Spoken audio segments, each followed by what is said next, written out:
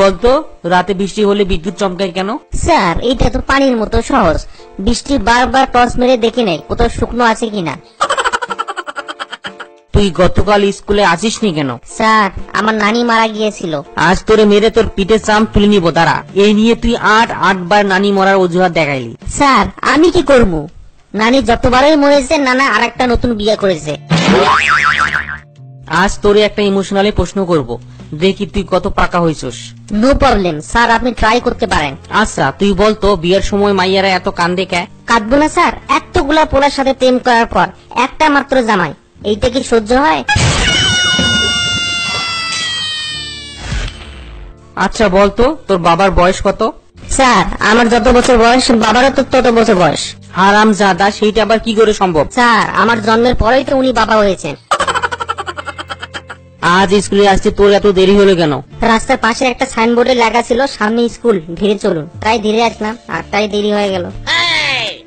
বল্টু বলতো তোর মতে এবছর শান্তিতে নোবেল পুরস্কার কাকে দেওয়া উচিত বলে মনে হয়? স্যার যিনি টয়লেট আবিষ্কার করেছেন, কারণ তিনি পৃথিবীর কোটি কোটি মানুষের শান্তির জন্য কাজ করেছেন, আর এর আগে তাকে কখনো নোবেল পুরস্কার দেওয়া হয়নি বলেই এবছর তাকে নোবেল পুরস্কার দেওয়া উচিত বলে আমার মনে হয়।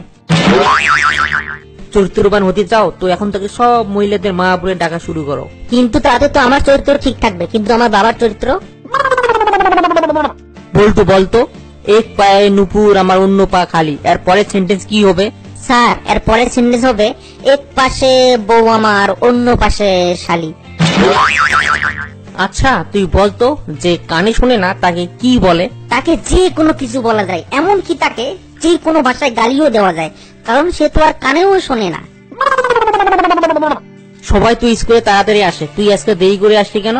স্যার দল বেঁধে আসো তো কুকুর বিড়াল্লা, কিন্তু সিংহ তো একাই আসে।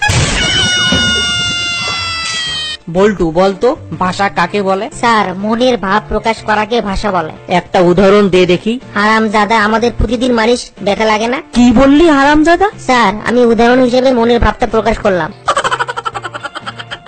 বিদ্যুৎ হলো একটা সরকারি সম্পত্তি, তাই এর অপচয় করা কোনোভাবেই উচিত না।